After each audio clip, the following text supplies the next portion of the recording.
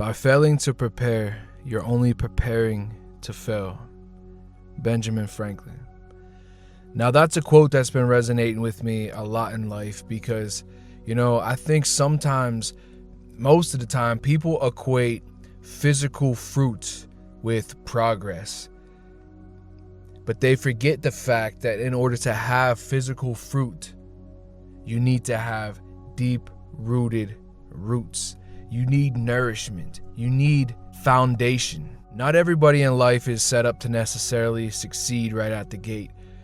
And at times I felt like I've used that as an excuse for my own procrastination, my own excuse for being stagnant. And one of the greatest photos I've ever found online was that of this rose. And what this depicts is how much work needs to happen underground, how much work needs to happen under the surface before anything is ever saw above ground, before any of that fruit is ever brought to fruition. And as a young man growing up in life, we tend to believe that we have it all figured out, that we have all the answers, And then you get to a certain point in your life where you realize, do I really have what I need? Did I really count the cost? Did I really prepare? Do I have the foundation built to build the things that I've always dreamed of, that I've always planned for? Am I building on a solid rock, a solid foundation, or am I just building upon the sand that is so easily just washed away with the wind, the rain,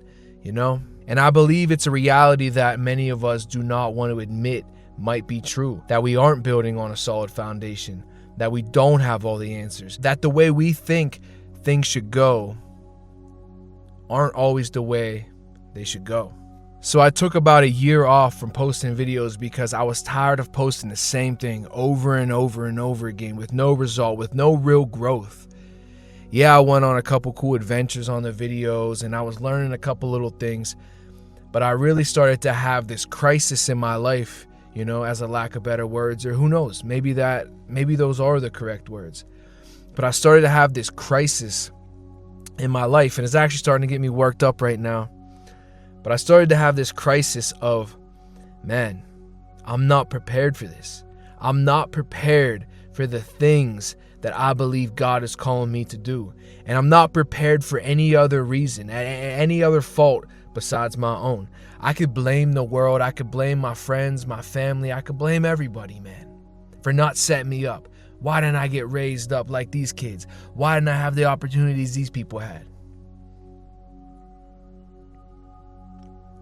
But deep down, I knew those excuses were only excuses. And here I was at the beginning of my 30s feeling like, man, besides making music and traveling and making these videos and being like a little wild child, I didn't have any real skills. I didn't have any real resources to build this life that I wanted. Yes, I could have just winged it and I could have went out into the world blindly and things could have just fell in place, but that might not always be the reality for you and I. I have big dreams. I have big goals. And I truly believe that God placed these things on my heart. These aren't just selfish ambitions. These aren't just selfish goals that I've set because I want to prove myself in the world. At a time they were. But what I'm seeking in life, what I'm after in life right now, I know it's what God is calling me to do. I spent years on YouTube, man. I spent years seeking out selfish ambitions. And even in my small wins, my small accomplishments, it still left me feeling empty. It still left me feeling something's missing. There's a void there that never was fulfilled. And I had many opportunities that I could have pounced on, man. I could have climbed to the top a few times in my life. But I thank God it didn't happen that way. I thank God that He allowed me to find Him, I thank God that He allowed me to understand truth. He allowed those things to be revealed to me so I didn't crash and burn. So I didn't end up like all the people who can say, man, I tried and it didn't work out for me. So, hey, when they're 50 years old, you see all these people interviewing people in old folks' home or interviewing old people on the street. And the majority of the responses is always the same thing. It's the regret. It's the time that they spent not preparing, not traveling, not living more, man. Working less and living more. And I don't want to waste my life away. I don't want to sit there when I'm 40, when I'm 50. I don't want to sit there and look my kids in the eye one day and say, man, I could have built y'all a good life. I could have gave y'all what I never had. But instead, I became everything that I despised. There's a Bible verse in Proverbs that resonated really well with me, man. It's Proverbs 24:27. It says, "Prepare your work outside. Get everything ready for yourself in the field. And after that, build your house."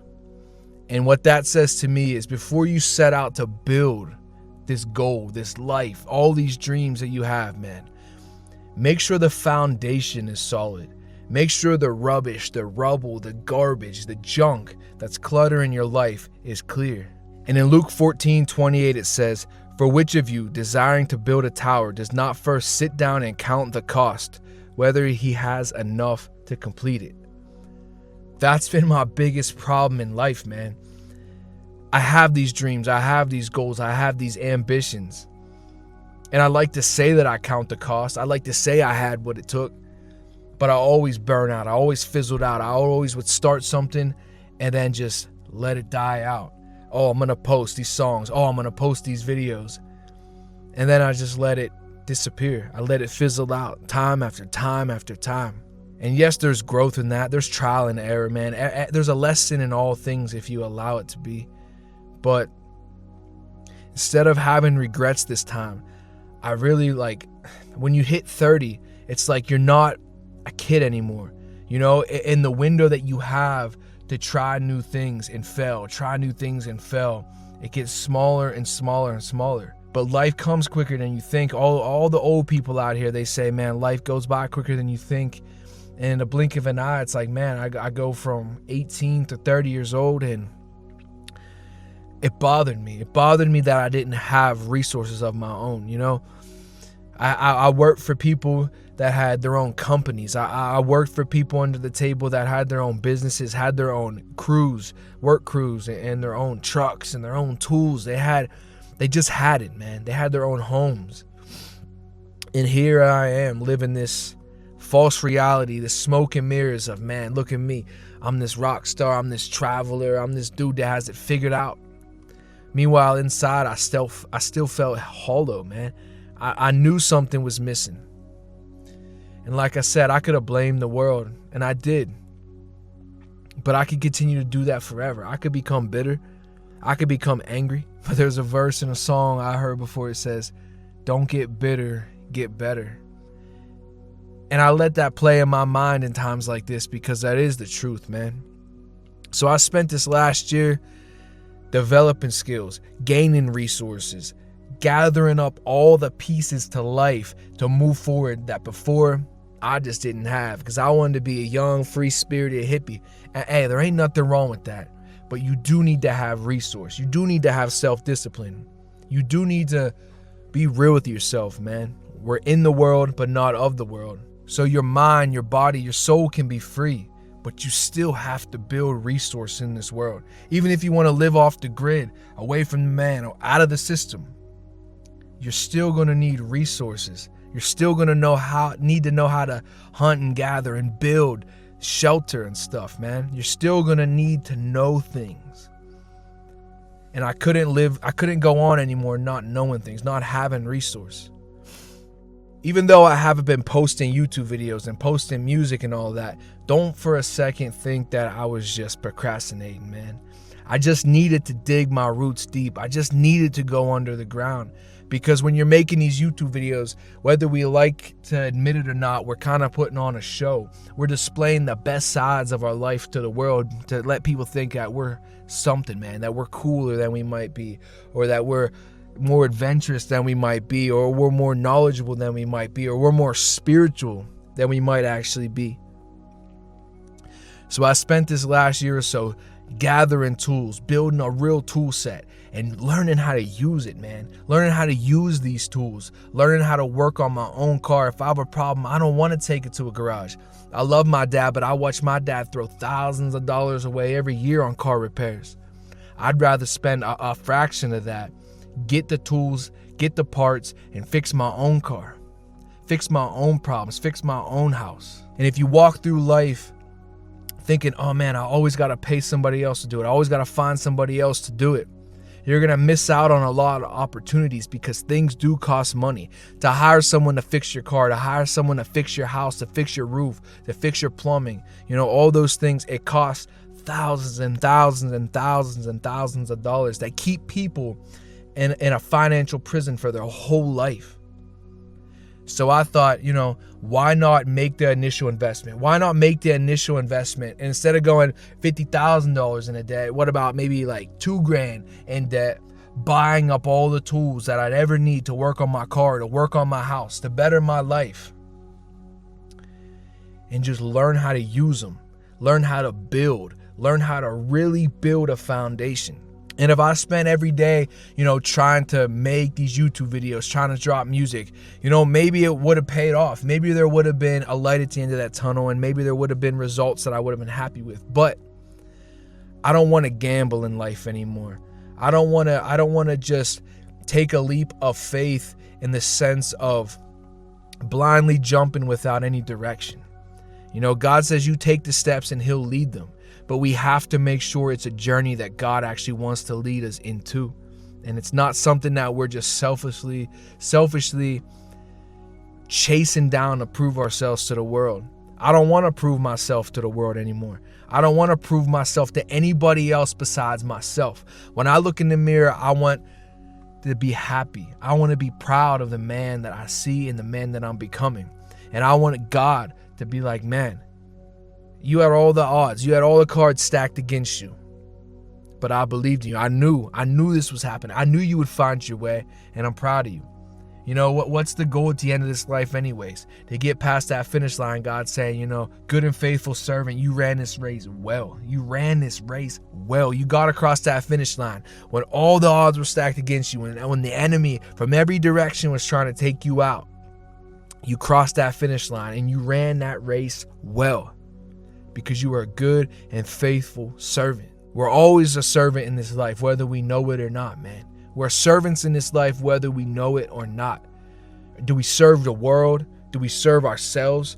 Or do we serve the one who created all things, man? We are created in the image of the Creator to create. If there's any lesson that I want to be taken from this video, it's that if you woke up today, truly, God is not finished with you yet. There is still a reason. There's still a calling on your life. And the more you blame the world, the more you get angry at the world, the more bitter you become. It may seem like it's justified, but I promise you, man, it's only holding you back. It's only keeping you in a prison. I heard someone say something long ago that said, freedom is forgiving the person that did you wrong, thinking that you're setting them free, but realizing that you were the prisoner all along. And if you're going to take a gamble in life, if you're going to make an investment in life, let it be in a way that can better your future. Let it be in a way that isn't to put on a persona of becoming this person or being this person. Let it be an investment in tools and in objects and in resources that can truly help you create and build yourself and structure yourself, mold and shape yourself into the actual person you want people to believe you are. What's the point truly in gaining the whole world and losing your own soul? I just think in society today, with everything going so quick, with everything being posted online now, that it's like, if you don't post it, it didn't happen. But it's a lie. It's a lie.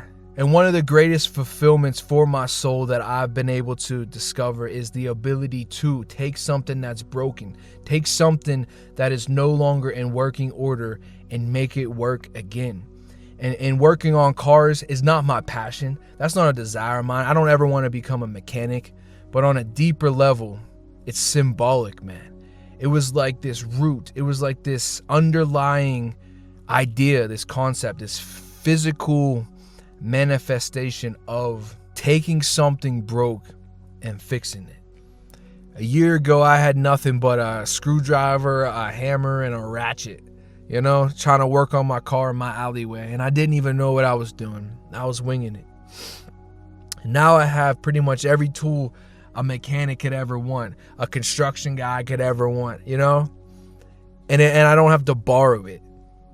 It's mine. I own it. So if there's anything in life I desire next to getting close with God, it's to be real. It's to be a real human, man. We are on earth. We're walking this earth in this life that God gave us. I don't want to live behind a screen on my phone. I don't want to live some false reality. I want to live and die real. So as much as this is a venting session for myself, I hope if anybody stayed this long in the video, it resonates with y'all. And if there's any takeaway, it's that you can do more than what your thoughts tell you can. I think what we're missing as a society, what we're missing as young men, as young women, is just the desire to figure it out, to fix it, to build it. Satan wants us to think that we can't. Satan wants us to think that we have to wait for permission. And that's just not true. Satan is the author of confusion. And as long as he can keep us confused, as long as he can keep us in a state of depression, of chaos, and of confusion, we're never going to know what we're truly capable of, man. We only get one life in this physical form right here on this earth. And it's ticking fast.